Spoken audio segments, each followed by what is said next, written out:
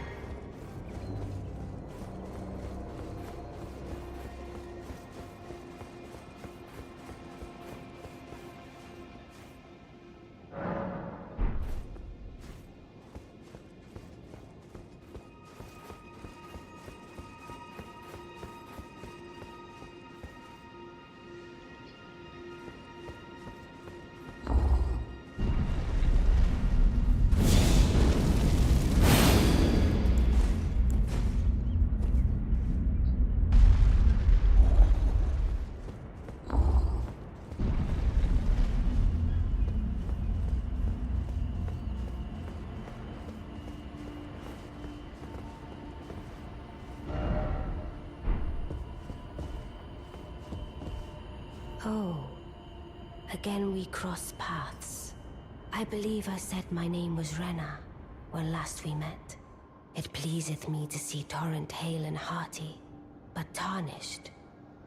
What business hast thou here? I have no memory of inking thee an invitation.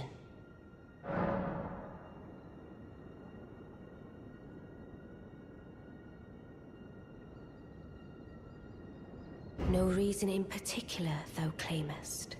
Intriguing. Then mayhaps fate hath steered thee to this reunion. Wilt thou enter into my service? I am the witch Rani.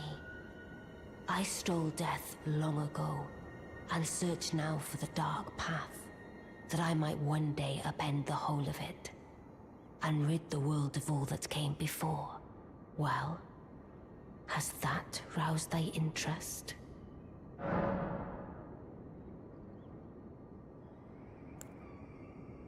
I see. More's the pity. Come to me again, shouldst thou change thy heart. Surrendering thyself into the service of a dull witch is not as frightful as thou fearest.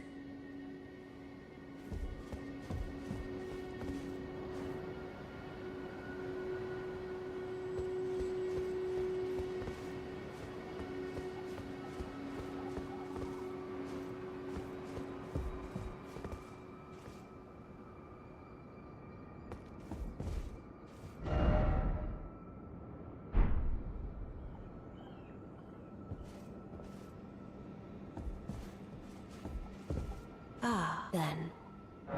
I see. A choice well made. Thou art a rare sword. Not many would have accepted the offer, but I require as much of those under my command. I anticipate good work from thee. Good. Then I ask we proceed with haste. There is, in my service, a half-woven one. I would have thee join him in searching for the hidden treasure of Nokron, the Eternal City. I have called for Blythe to greet thee below. Take from him the particulars. Ah, and there wilt thou find Iji, my war counselor, and Salavis, preceptor in the sorcerous arts also. Heed not their peculiarities. Feel secure in gaining from them what advantage thou canst. I am sure the others will be doing just the same.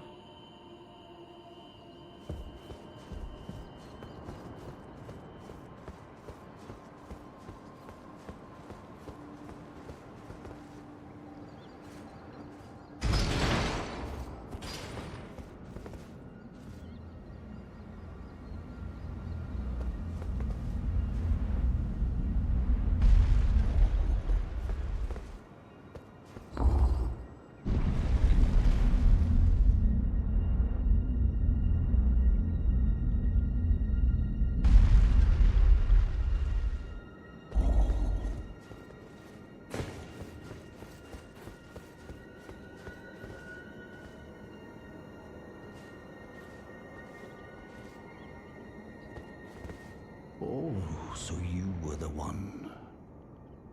Lady Rani has explained everything. Again, I am Iji, the Karian royal family's dedicated blacksmith and Lady Rani's war counselor.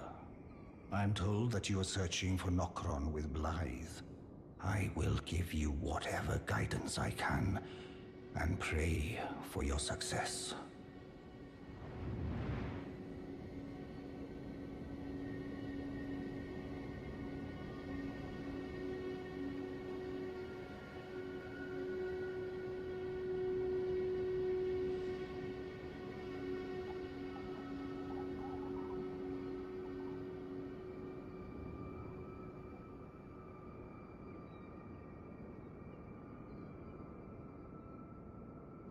Gimme.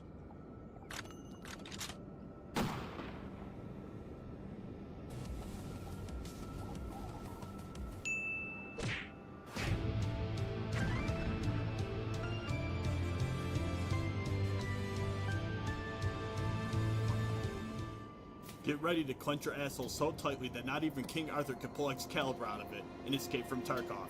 The game where you run around the war-torn fictional region of Tarkov, shoot people, and buy the best equipment only to lose it because some dilapidated scumdick was hiding around the corner and smokes you. But why? Why the mindless killing and pillaging? Well, I'll tell you. After an economic and societal collapse in the region of Tarkov,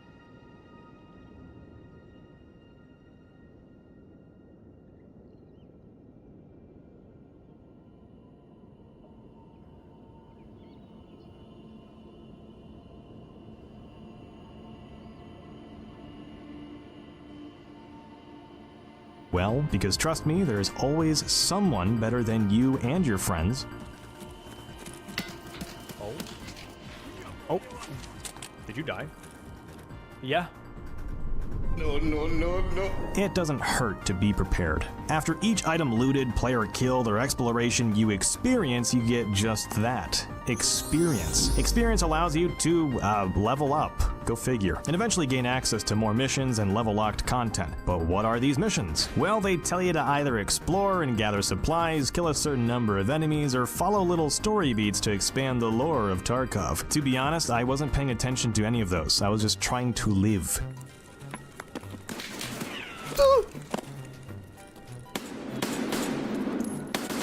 No, I don't want to die! I don't want to die! This whole system has a nice blend and flow of gameplay. You start building your character up, take notice as to what missions you have available, spawn in the set location, and you're off. To die and try again. Are those the two guys that That's a just killed grenade. me?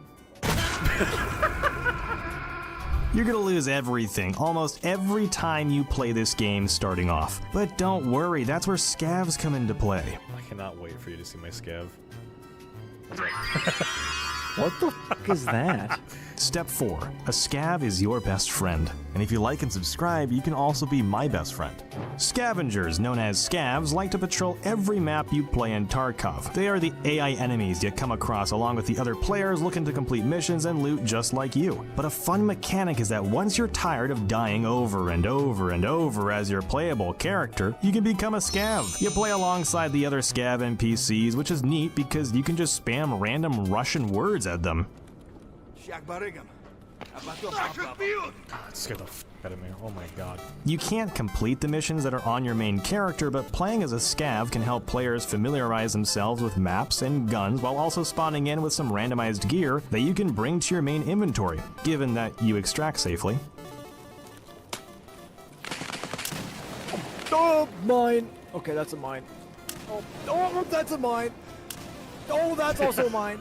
And it's also a nice thing to have in your back pocket in case those other games aren't going well. You do have a timer on these little guys, so you can't spam it. What I tend to do is play a game or two on my main character, and then once I have more inventory space open, I play as a scav and bring some items back. As to where you want to scav or play is up to you when picking a map. Step 5. Selecting a map. Once you're ready to jump into the game, you need to pick a map to go play on. We have a mall, a forest, a nice sprawling city called the Streets of Tarkov, which was recently added and it can either run really well or tank your graphics. Each map has a set locations and loot spots that sporadically change loot pools, so once you've run the maps a couple of times, you'll get used to how they work. You'll also need to make sure to either spawn in day or nighttime mode, because if you spawn in nighttime without night vision...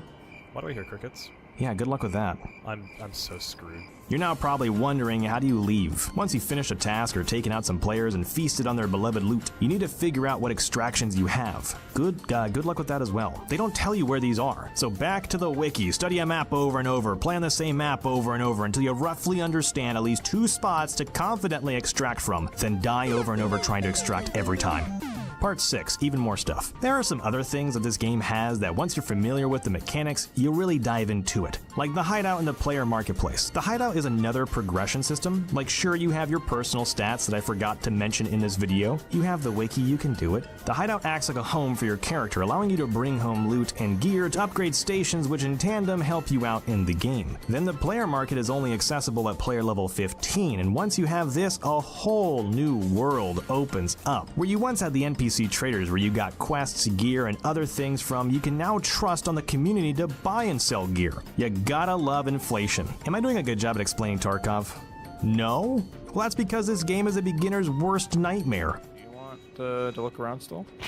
Oh my god. But trust me, once you start getting used to all the mechanics, the playstyle, guns, maps, ammo types, loot to pick from, and how to make friends, oh yeah, there's proximity voice in this game. It's a fun feature most times. Are y'all PMCs up there? Like, do we have a reason to kill you, or are we gonna lose rep? Ow. You'll be fine playing this by yourself in no time. Not everyone can be that one friend who has no job and Tarkov is practically their 9 to 5, so don't feel bad if you aren't doing the best right away when starting out. Listen, I did the best I could trying to show and explain to you what Tarkov is like. You play, die, play, and repeat.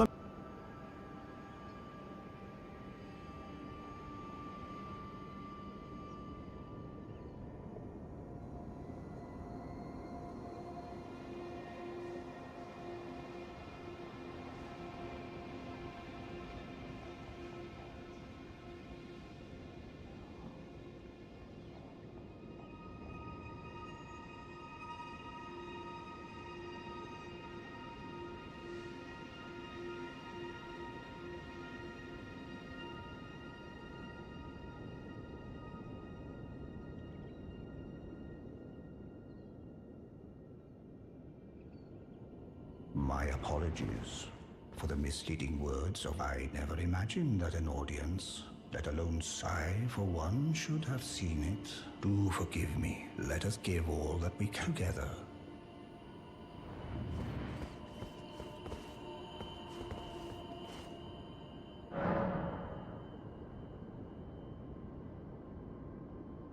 Real y regular quitan fucking solos.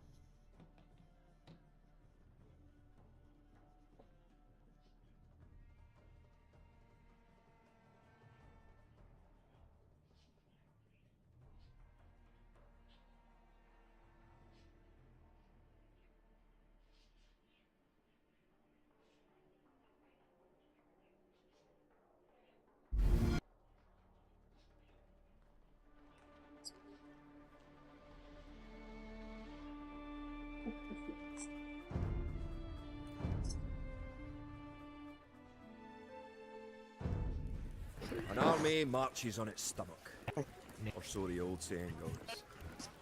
My clans have been farming to feed an army is a different matter. Without a strong economy, the meager forces that we have cobbled together will collapse again.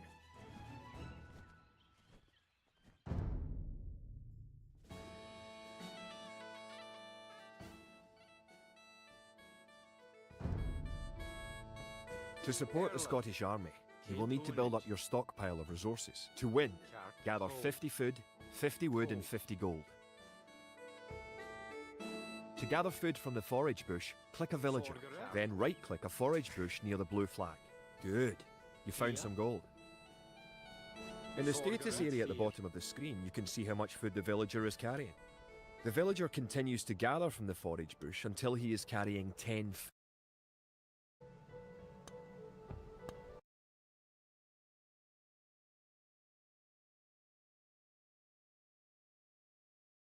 area at the bottom of the screen, you can see will continue working for you, carrying the food.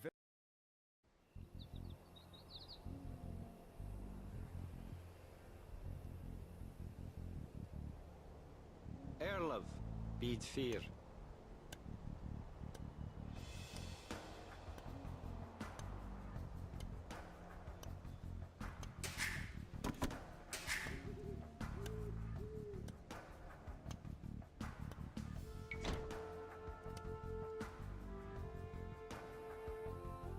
Kia.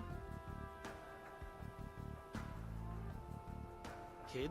Fjedige.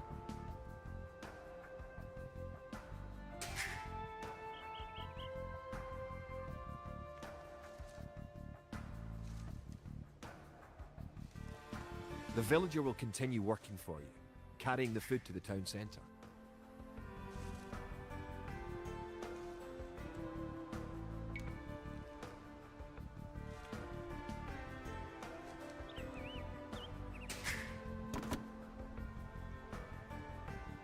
The amount of food you have is shown in the upper left corner of the screen. In addition to your food stockpile, you can see your current wood, gold, and stone stockpiles. The more villagers you have, the faster you can gather resources. Assign your new villagers to gather food.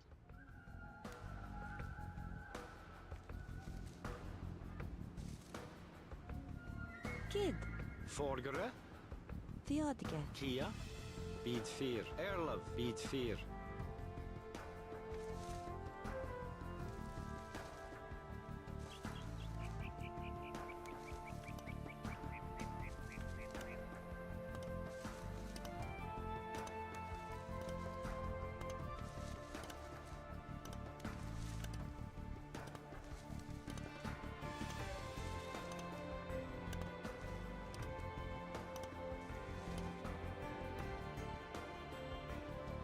Great.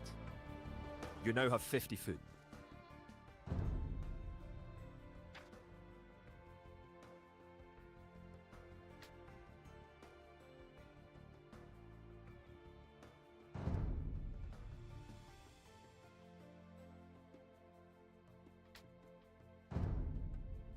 Win. Also gather 50 wood and 50 gold. To gather wood, click a villager, then right-click a tree. Forgere. Bonid. Kid. Boonage.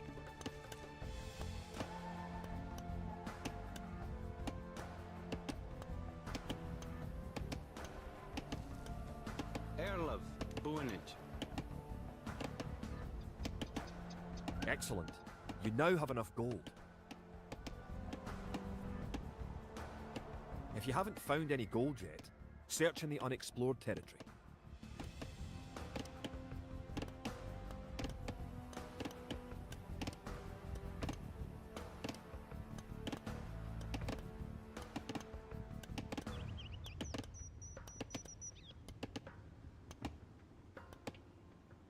Good job. You now have enough wood.